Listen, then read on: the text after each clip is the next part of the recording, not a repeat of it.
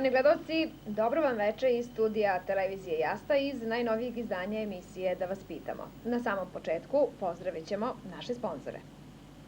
Audi jedinica nema, dvojka ima, trojka ima, četvorka ima, petica nema, šestica ima, sedmica nema, osmica ima. Svi Audi modeli. Porsche Beograd. Praunuka Miloševa Prizren zove grad.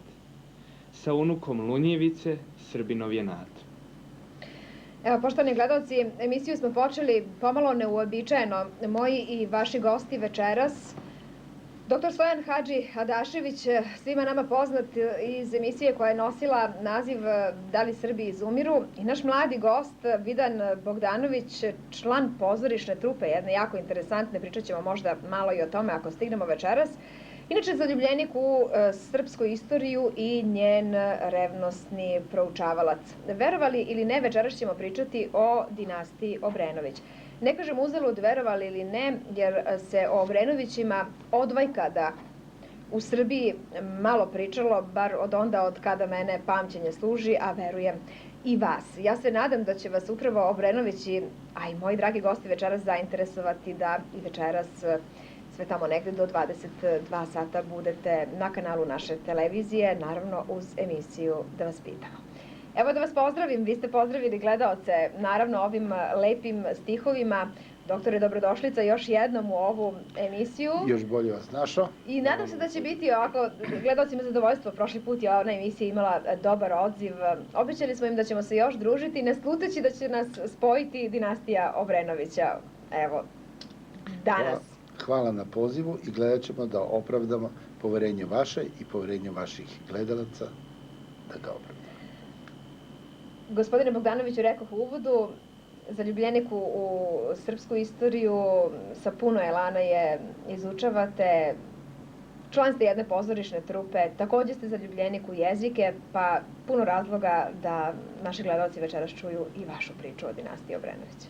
Da, pa svakako, rekao ste na početku da se o Obrenovićima malo govorilo. A ono što se i govorilo bilo je uglavnom, nažalost, neistinito. Što se tiče srpske istorije, novija naša srpska istorija, dakle, ne mislim na onu srednjevekovnu, 2/3 pisali se Obrenovići. I uopšte malo se u našem narodu zna da je današnju Srbiju, kakvu je mi danas imamo, u onom najboljem svetlu, ono što je sada je sve iskvareno, ali da su to sve stvorili Obrenovići. Da železnička pruga, vojska, sve institucije, to su sve stvorili Obrenovići, a danas o njima se skoro uopšte i ne govori. A ako se i govori, to uglavnom neki govore kako bi dobili novac, jer ih uglavnom svi blate. A upravo je naš cilj našeg udruženja da kažemo istinu. Ono što nismo rekli gledalcima, takođe verujem da malo njih to zna, doktore, u Beogradu i postoji udruženje koje se brine o tekovinama, zadužbinama. Pojasnite nam vi dinastiju o kojoj ćemo večeras pričati. O zadužbinama se ne možemo brinuti. Jer gde god je novac, to su već drugi preuzeli, ne sekirnici. Ali zato o moralno-političkom liku, što bi se reklo, o kome se do sad moralo čutati, sada, kako možemo, brine se jedno društvo poštovalaca dinastije Obrenovića, čiji sam ja predsednik, to društvo je u formiranju, ovo je moj potpredsednik. Prema tome, mi se brinemo koliko možemo. Imamo još jedno društvo, a to je društvo potomaka stipendiste kraljice Drage, čiji sam opet ja, to je društvo u formiranju, čiji sam ja predsednik.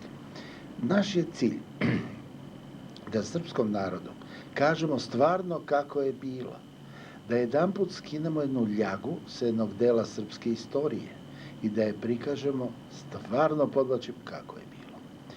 Ajde, pogledajmo zadnju istoriju od prvog srpskog ustanka. Mi smo imali dve dinastije koje su se stalno smenjivale, ja neću da upotrebim reč, borile, jer jedna dinastija se nije borila, nego je gledala drugu da pomogne. Dinastija Obrenović je gledala na svaki način da potpomogne dinastiju Karađorđević. Recimo, glavni adjutant kod Obrenovića, u Obrenovićevskoj dinastiji, bio je knez Aleksandar Karađorđević. To što je danas nezamislivo, ali tako je to bilo. Jer kumovska veza se onda poštovala, što je, nažalost, morala da bude izvršena jedna tužna egzekucija nad Karađorđem. I to je dat razumeti. Jer bolje je žrtvovati jednog čoveka nego ceo jedan narod. Ja bih da posebno pričamo o ubistvu Karađorđa, jer znam, kada smo se dogovarali za emisiju iz naših kontakata, da i tu imate jedan malo drugačiji pristup od onoga što smo mi učili, no doći ćemo do tada. Ajmo da krenemo, pa možda upravo od ubistva Karađorđa, ali tako?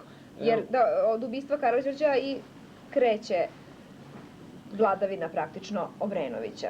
Pa dobro, to se sve... Ali me slobodno ispravite ako grešim. Ja sam prosto samo malo više, možda, da ne budem ovako neskromna, jednu nijansicu više od nekih drugih bila zainteresovana za ovu temu, pa nas je to valjda ispojilo večeras u ovoj emisiji. Dakle, 1815. godine knjaz Miloš podiže drugi srpski ustanak i od tada je on, da kažemo, praktično na vlasti. 1817. godine došlo je do tužnog ubistva Karađorđa. Međutim, i Karađorđevići su počinili nekoliko ubistava nad Obrenovićima. Prvo, 1810. godine, dakle 7 godina pred ubistvo Karađorđa, ubijen je polubrat knjaza Miloša, vojvoda Milan Obrenović, koji je u prvom srpskom ustanku imao veoma značajnu ulogu. On je bio izuzetno bogat čovek, tako da je finansirao taj ustanak, a isto tako je i vojno imao, dakle, te veštine, i tadašnjim vođama ustanka učinilo se da bi on mogao da preuzme vlast i zato su oni njega ubili tako što su ga otrovali dok je on bio na putu, dakle, diplomatskim pregovorima za Srbiju koji su se vodili tada u Rumuniji, u Bukureštu. Dakle, Karađorđevići su, da kažemo, ubili prvo vojvodu Milana, zatim je došlo do tužnog ubistva u Košutnjaku 1868. godine knjaza Mihajla i na kraju 1903. godine tog groznog i monstruoznog ubistva kralja Aleksandra, kraljice Drake. Naravno, o svim ovim istorijskim detaljima i segmentima pričat ćemo posebno.